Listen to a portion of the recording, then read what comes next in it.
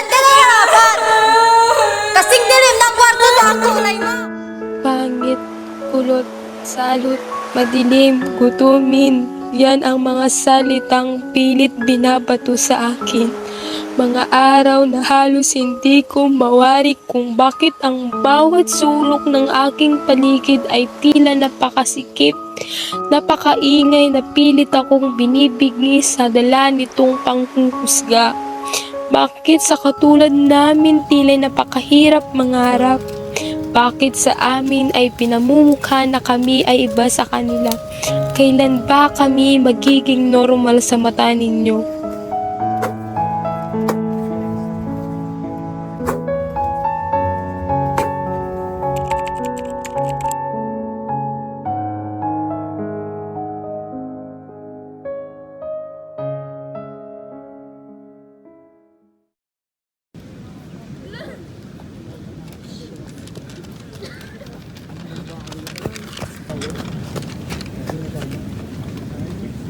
Nay! Tay!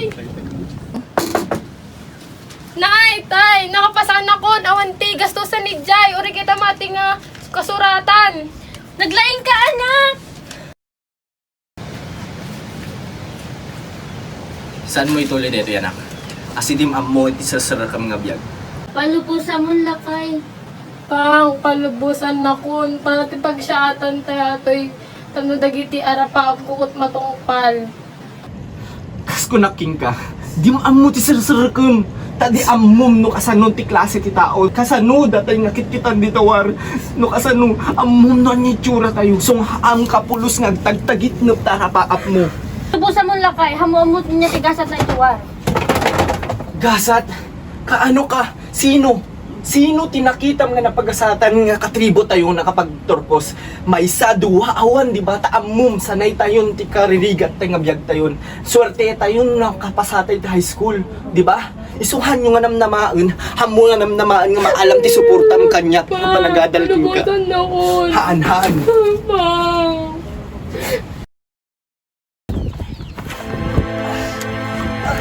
Yes. Huwag ka laki ka ka. Diri ka tulungan na kami. Di kaya pa niya SPGS transfer.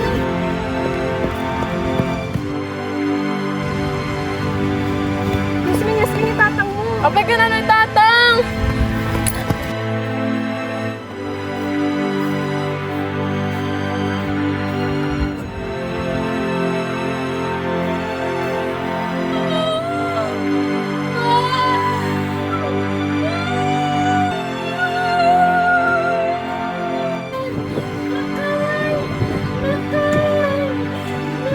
Kapag ka na ng tatang!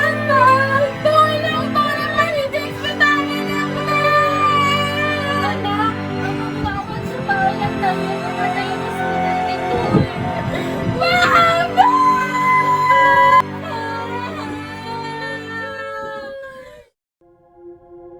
Gusto kong magalit pero nangingibabaw ang lungkot na aking nadarama. Na ngayon ay humaharap ako sa buhay na puno ng pangungulila sa iyong pagkawala. Napakahirap na nawalan ako ng isang ama, ngunit kailangan kong palayain ang sakit ng pagkawala mo. Alam ko, itay, natanggap nyo ang aking desisyon marahil takot mo lang maranasan ko ang panunuya sa labas. Alam ko na patuloy kang magmamasid mula sa kaharian ng mga bituin. Paalam, itay.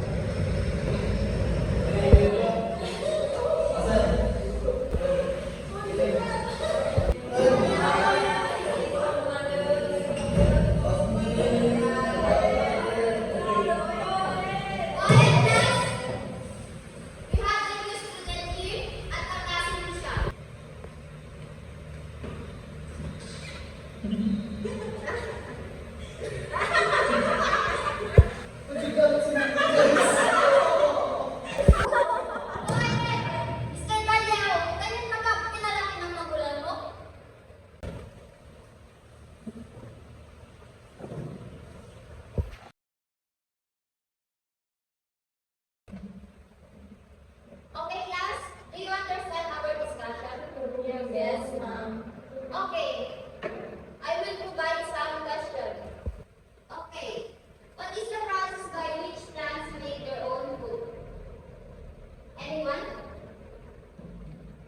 Ngayon, hindi kayo makasagot-sagot? Yes, Esmeralda? Plants, they make own food called photosynthesis, where they utilize sunlight, carbon dioxide, and water to produce glucose and oxygen. Thank you. Very good.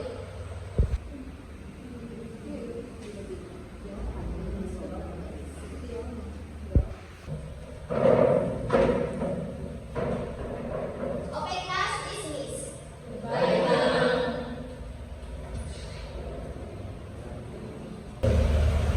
Okay guys, meron na naman tayo bagong classmate na nila.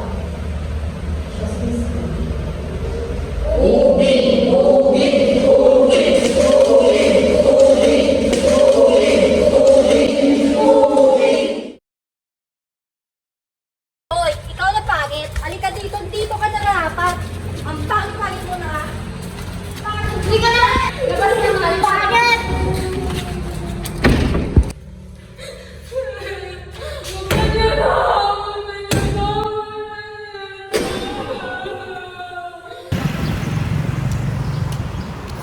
Hoy, anong pinagagawa nyo?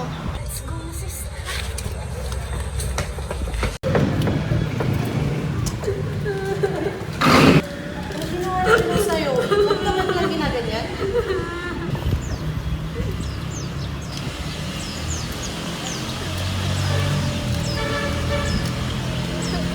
So, ibig sabihin, matagal ka nila nilang binubuli. Alam mo, may mga tao talaga na sadyang pinapakailaman ng buhay ng ibang tao para magbuka silang perfecto. Kaya ano, darating ang araw, magbabayad sila sa mga ginawa nila sa iyo na sasama. Akong bahala sa iyo at tandaan mo na paglaro ang tadhana.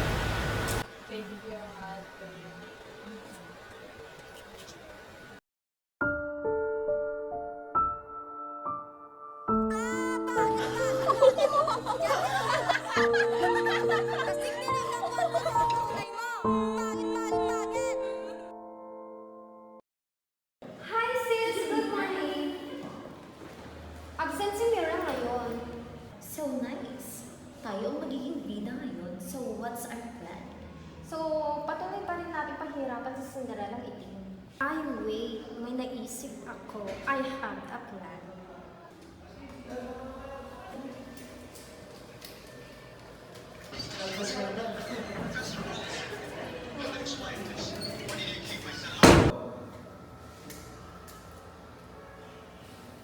Gagawin natin yung magnanakaw ngayon. Are you a owl?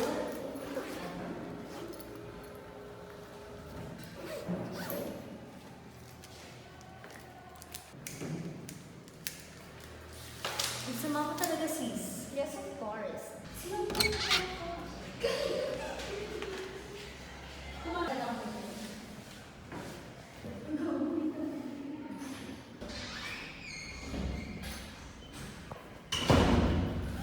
Oh shit! Nawawala yung phone ko! Sino nagpapalo sa inyo? Ay, sis, willing kami magpakita ng bag. Kasi afford naman namin yon. Try mo kayang tignan dyan sa bag ni Cinderella itim. Wala akong ninakaw, kaya tignan niyo. Patingin nga. Andito pa rin! Sika, nagpakit ka naman doon, ulbod ka ba? Pinagtatago ka ba? Of course, siguro ganyan talaga silang mga tribo. Ugali nilang magnakaw kasi nakukulangan sila sa gamit at laging luto. Apay nagbabangkita yung kanyami, ori marikligan kami, awan tiyo galing niya tatakaw. Sis, let's go. Sundan natin.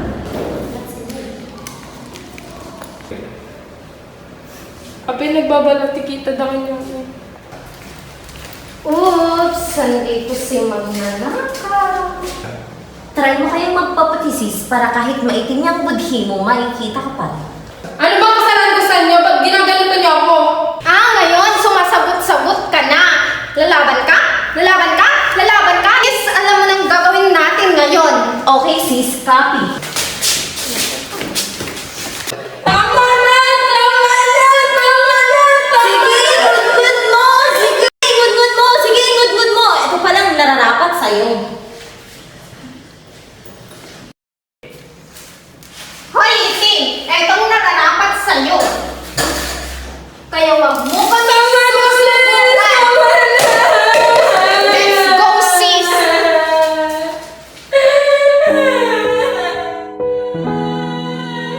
Esme!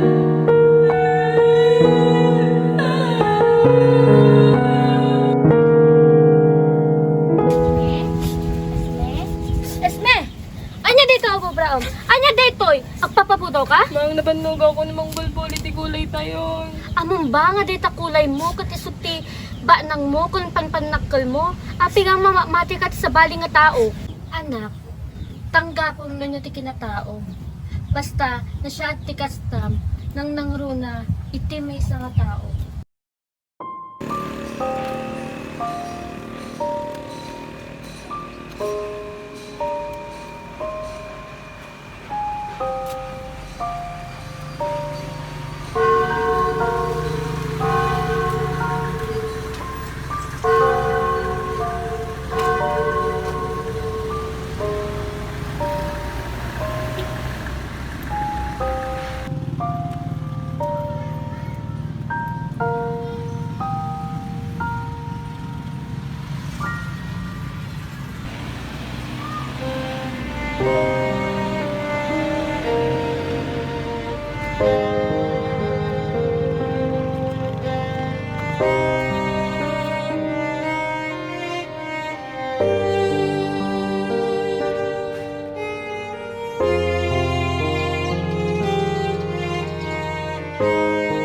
Panginoon, ako'y dumudulog sa iyo.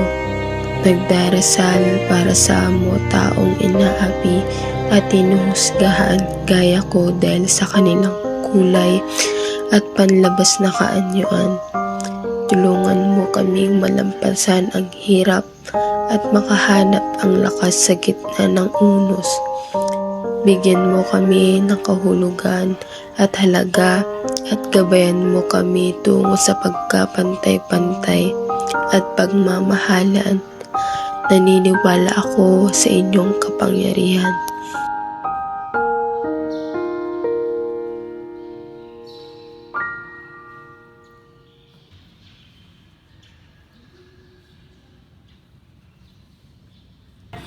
Sorry, Father. Nandito na ako kasi hindi ko na kaya. Bakit, anak? Bakit ganun, Father? Hindi pantay-pantay yung pagtingin nila. Anak, itong palagi mong tatandaan. Sa mundong kinalalagyan natin, hindi natin kontrolado ang isip at pananaw ng ibang tao sapagkat tayo ang gumagawa ng sarili nating pananaw at paniniwala sa buhay natin. Father, bakit hindi pantay-pantay yung pagtingin ng ibang tao? Bakit may pinanganak na may itim? Maputi, gwapo, maganda. Father, bakit ganun? Anak, palagi mong tatandaan na sa mata ng Diyos, lahat tayo ay pantay-pantay. Wala siyang ginawa na hindi kaaya-aya. Pantay-pantay, Father? Bakit ako yung nakakaranas? Porket ba maitim ako? Ulot? Mahirap yung buhay namin? Bakit ako, Father? Anak, hanggat may pag-uunawa, pagmamahal, at pagpapatawad sa iyong puso, lagi mo pa rin pipiliing maging mabuting tao. Dahil yan lang ang pinaka malakas na sandata na hindi mananakaw ng ibang tao.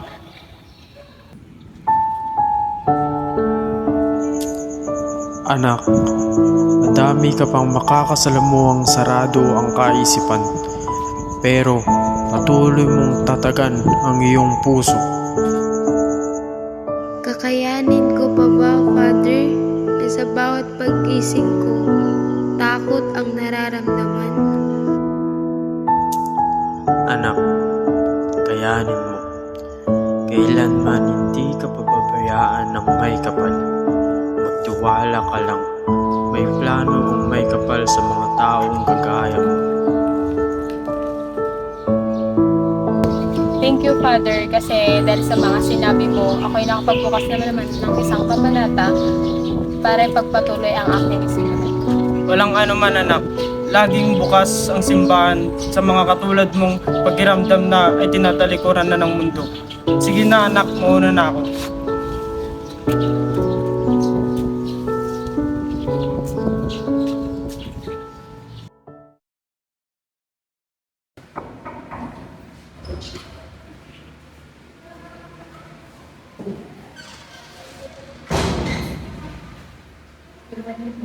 You're not interested.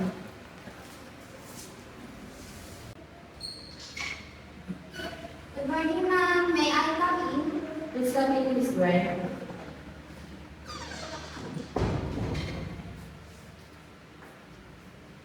Congratulations, you are now graduate.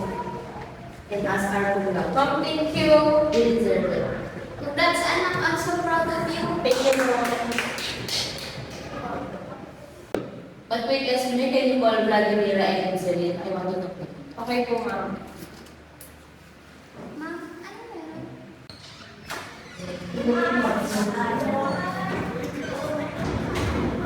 Good morning, ma'am. Take your seat.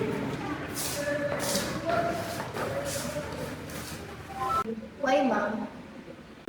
Well, I called you because I want to talk to you privately. And there is something na kailangan mo malaman at kailangan mo tanggapin. Ano po yun, ma'am? I want to apologize, pero hindi kayo gagraduate. But why, ma'am? This is your consequences for what you have done. Well, hindi ako bingi at hindi bulag para hindi malaman yung mga pinagagawa ninyo. May mga report from guidance office and aside from that, from your instructors about your academics. How about our friend Jeremy, ma'am? Well, ang totoo niyan, 3 kayo hindi gagraduate. At kinausap na ako ng parents niya na magta-transfer na siya from states.